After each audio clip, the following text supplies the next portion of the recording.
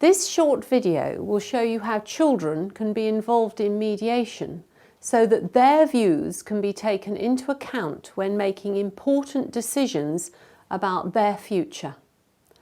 The family members are played by actors, and for camera purposes we have the parents sitting opposite each other, which is not the norm. Caroline Friend is one of our mediators at Focus Mediation who is specially trained to consult with children. Let's just have a look at this. You set up a meeting between Sally and the girls for a...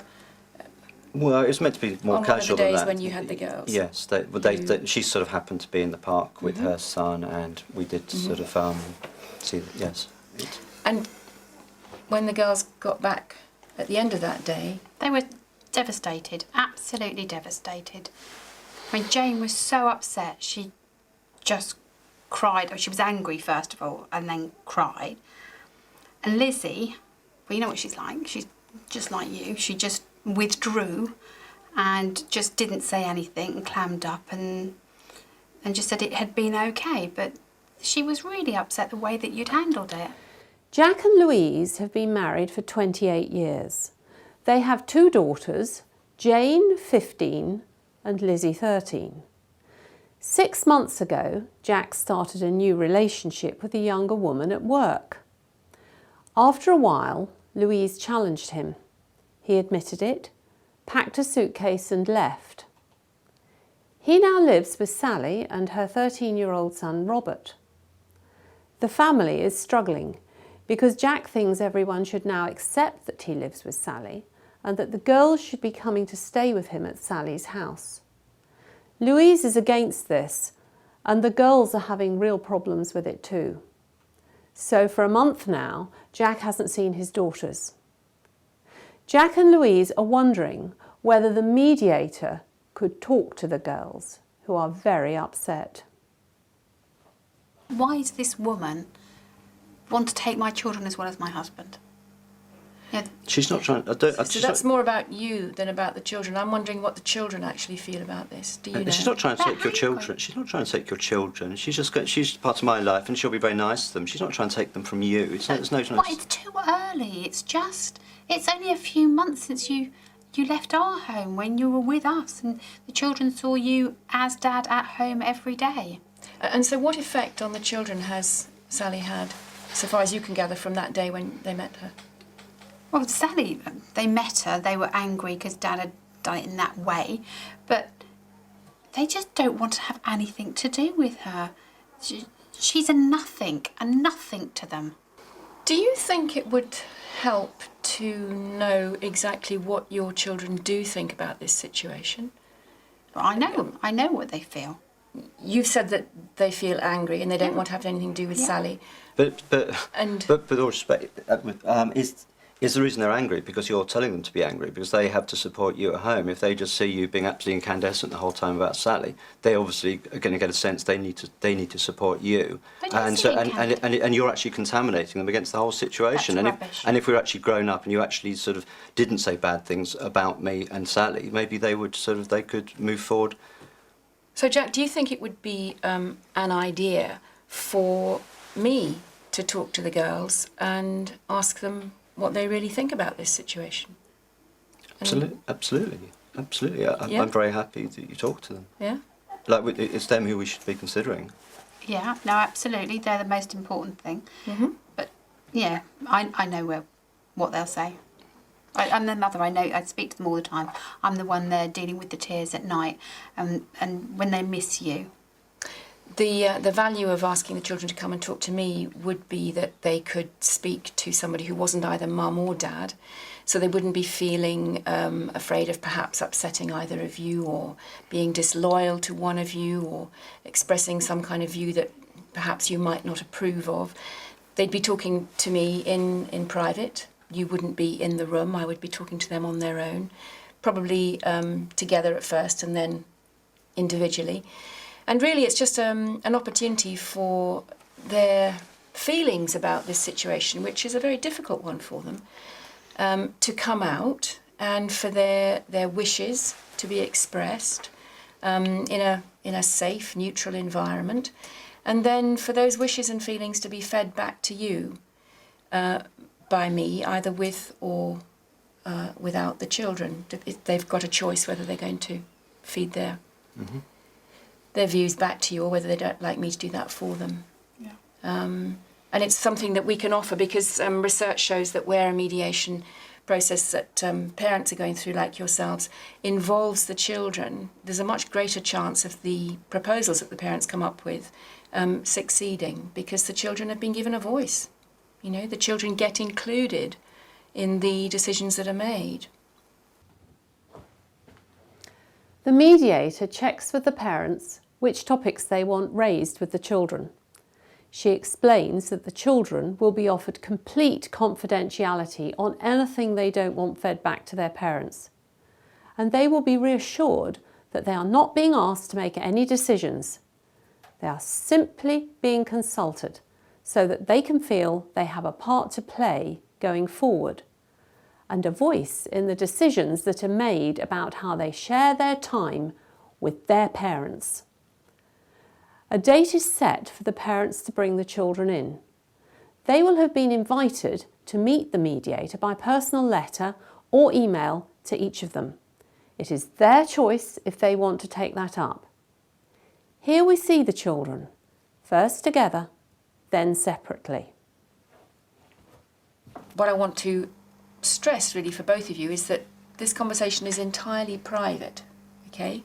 I'm not going to repeat what you say to me unless you want me to. So you can talk completely freely. You can get really worked up if you want to, because I know that you've got a lot on your minds. And I won't pass any of that back on to your mum and dad. But if there are things that you want them to know, things that you want me to tell them, then I will write them down and make sure that that's what I tell them. I think probably what I'd like to do now is spend some time with each of you on your own. So it's a question of choosing which one wants to stay and which one wants to go next door for a few minutes. So have you any ideas on that? Do you want to go? Yeah, I'll go first. You'll talk to me first or you'll I'll go go out first? All right. So Jane, when did you last see your dad? About a month ago. And was that with Sally? Yes. Yeah, how was that? Unplanned. Oh. Me and Lizzie didn't really know anything about it, and then suddenly we just saw her there in the picnic, and we had to spend time with them and her son. You look as though you didn't enjoy that very much. Well, no, because I wasn't expecting it. I didn't want to meet her, and I made that clear. Right. Your dad knew that you didn't want to see her. Yeah, I'd said several times I didn't want anything to do with her.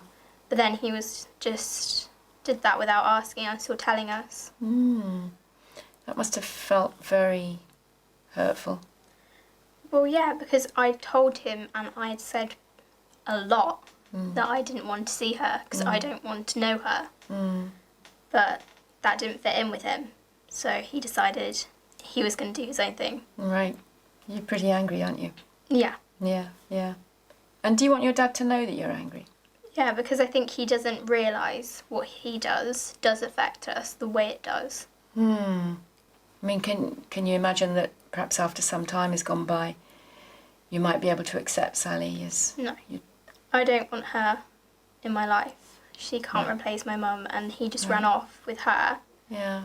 And now he has a new family, and I don't want to be a part of that. Right. Yeah. You're really clear about that, aren't you? And you want your dad to know? Yeah. Yeah.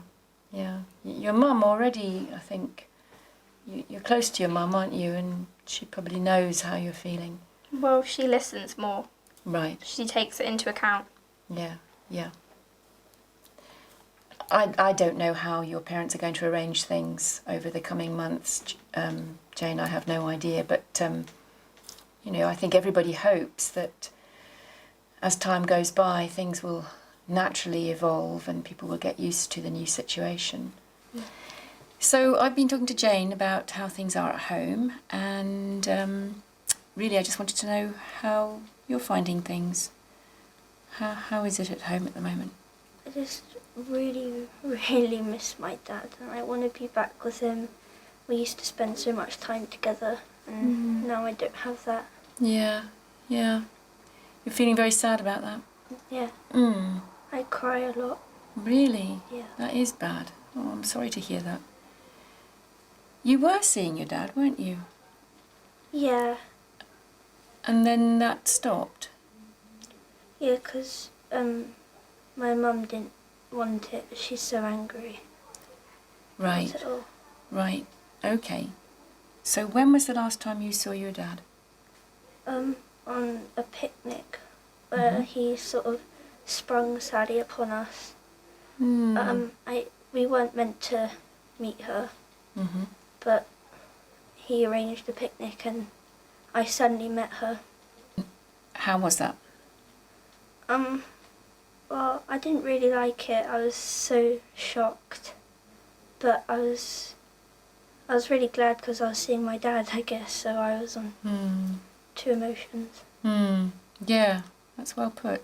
You miss your dad, but you were a bit shocked about meeting him with Sally. Yeah. Yeah. The girls have been asked if they would like to take part in feeding back to their parents what they've said to the mediator. Jane has said yes, she definitely would. Lizzie has asked that the mediator do this for her. Well, I'd just like to start by saying to Jack and Louise that you have two really lovely daughters. It was such a pleasure talking to them, really. They were so clear in what they had to say and so polite, and it was a joy, really. So I know that you've had difficulties in your family recently, but you have done something right. Really, you should be proud of your girls.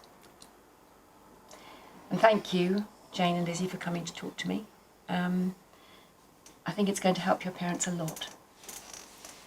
So it's now time for me to tell you two what your girls think. And Lizzie has asked me to speak for her, but Jane wants to do her own talking. So, Jane, do you have any preference as to whether...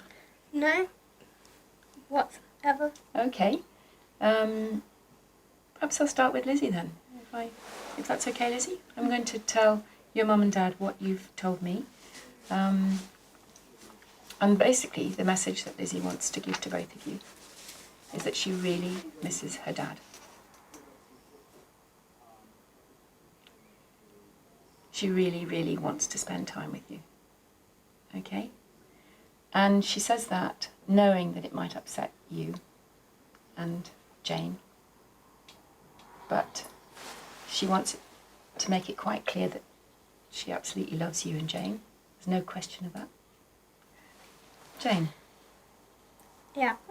My thing was I do miss you. I do want to spend time with you, but I don't want to spend time with Sally. Mainly because I don't want to be part of the new family that you've made for yourself. And I understand that might upset Lizzie and you, but I'd rather have time with you alone than be part of that family. And if that means that I have to go separately from Lizzie, that's fine, as long as she's okay with that. But at this point in time, I have to put myself and my exams first, and I would rather do my exams and feel comfortable rather than go and see Sally and feel stressed and upset. And I want you to listen to me. Direct consultation with children is far less intrusive than court proceedings and interviews with a court welfare officer. It's fast, affordable, informal, and really gives children a voice in shaping their future relationships with their parents, which helps support those relationships. Children are not a single unit. Their individuality is to be respected. They are not parcels to do as instructed, and force can be counterproductive.